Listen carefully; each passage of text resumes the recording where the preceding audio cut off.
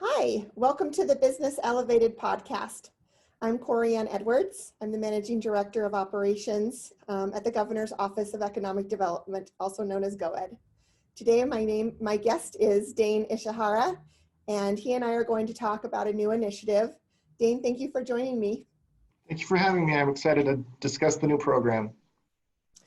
We've decided to make this available via video and audio, so we'll be posting this as a podcast and on our YouTube channel. So let's get started. We're here to talk today to you about a new program that is coming out of GOED, the COVID-19 Commercial Rental Assistance Program. This program was created on April 30th, 2020, when Governor Herbert signed Senate Bill 3006 that came out of the legislative special session. The program grants rental relief to businesses, nonprofits, and individuals that have lost revenue as a result of measures taken during the pandemic to minimize the public's exposure to COVID-19. So Dane, let's start talking a little bit about the program. Can you talk a little bit about the grant amounts that companies might be eligible for and how those amounts are determined? Yeah, thanks, Corianne. An applicant who meets the eligibility requirements will receive between 25 and 100% of a single month's of its business lease amount, not to exceed $10,000. The percentage will be based on a formula that takes into account the company's loss of gross revenue and whether the company's funds were received from the PPP program that was part of the CARES Act payment check program. For applicants that did not receive PPP funds, grant amounts will be the lowest of 100% of monthly rent with a monthly gross revenue loss of 71% or more, or 50% of the monthly rent with a monthly gross revenue loss between 50 and 70%, and that amount is not to exceed $10,000. And for applicants that did receive PPP funds, grant amounts will be the lowest of 50% of the monthly rent with a monthly gross revenue loss of 71% or more, or the second option is 25% of a monthly rent amount with monthly gross revenue loss between 50 and 70%, and that amount is not to exceed $5,000.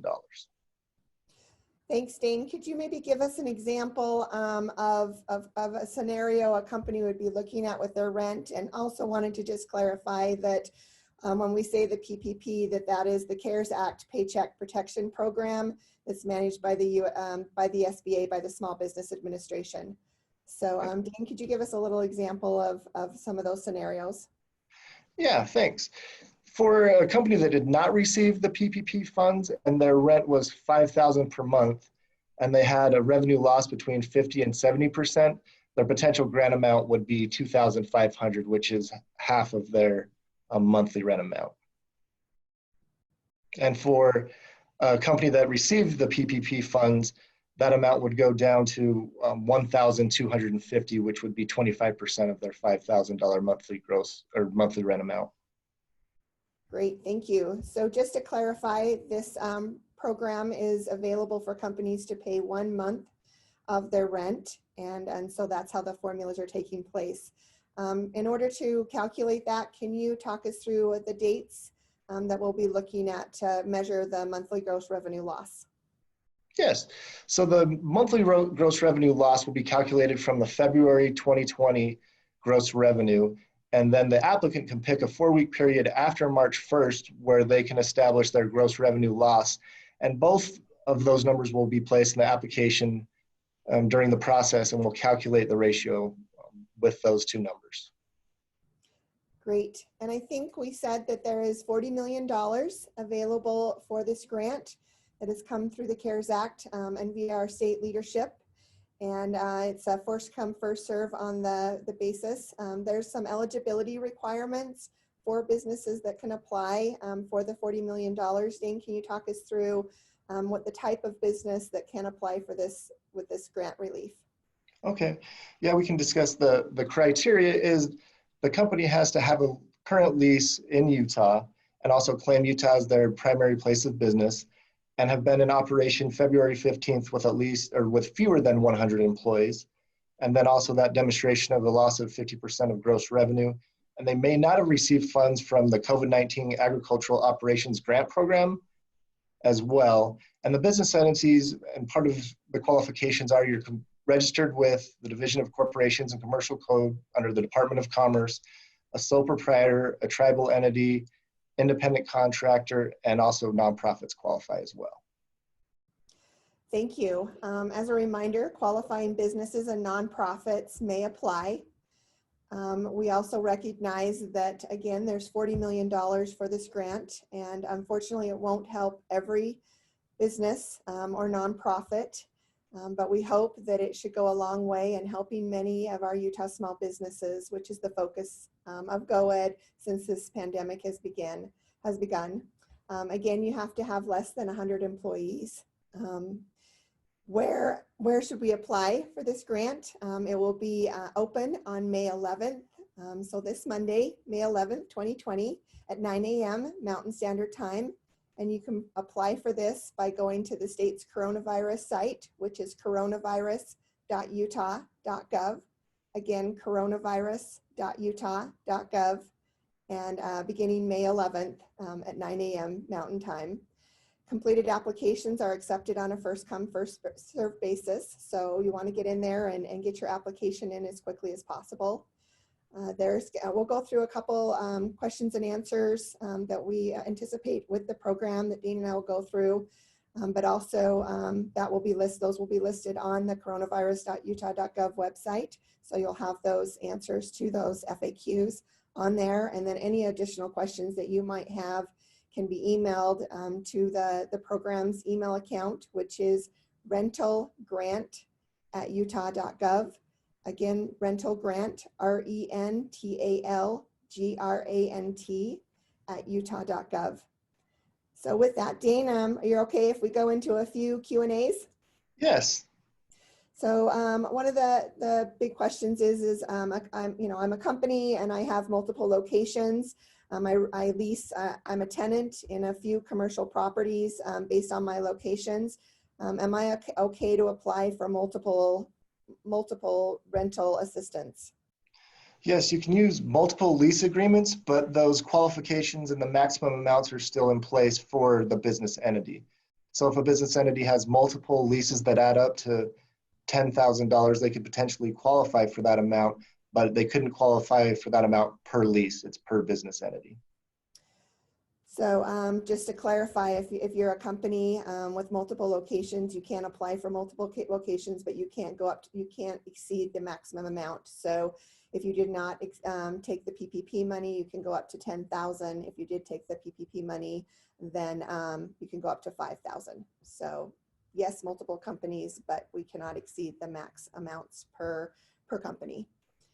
Also, Dan, you talked about we need to be a business in good standing, headquartered in the state of Utah with a Utah address. You talked about the Department of Commerce and where you can go for that business entity. So if a company needs to find their business entity number or know that they're in good standing, we have found that a lot of companies don't realize that this is an annual renewal and that their standing with the state has expired. And that does take a little bit of time to get that renewed through the Department of Commerce. So can you walk us through a little bit as to where they find that business entity and go through that process? Yes, they can go to the Department of Commerce's website, which I believe is commerce.utah.gov, and find under a business entity search their business entity, and we'll also need that entity number, as you mentioned earlier, in the application. Something also to add in this point is to make sure you're using your business entity consistently throughout the application process and all of the supplemental documentation as well. And if you do have DBAs, make that known in your application. So when we're reviewing the documentation, the application together, we know the consistency throughout, and we're not wondering if it is in fact the same business entity during the process.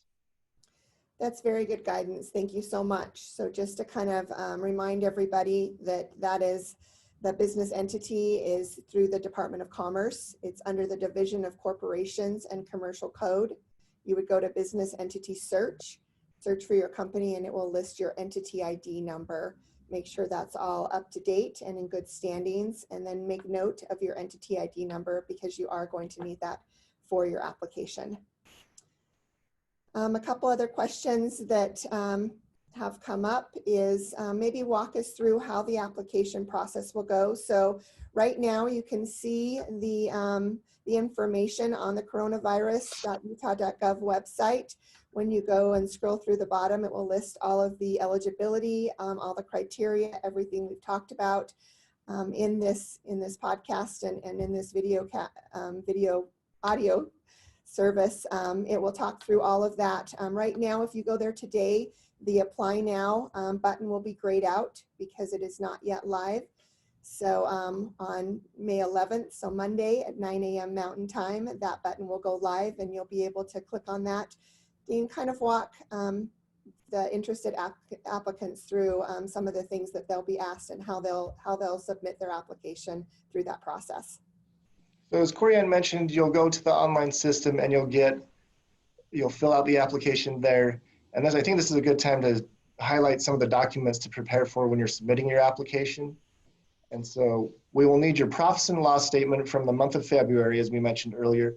And then also for the 4-week period where you're claiming your revenue loss, we'll need your profit and loss statement.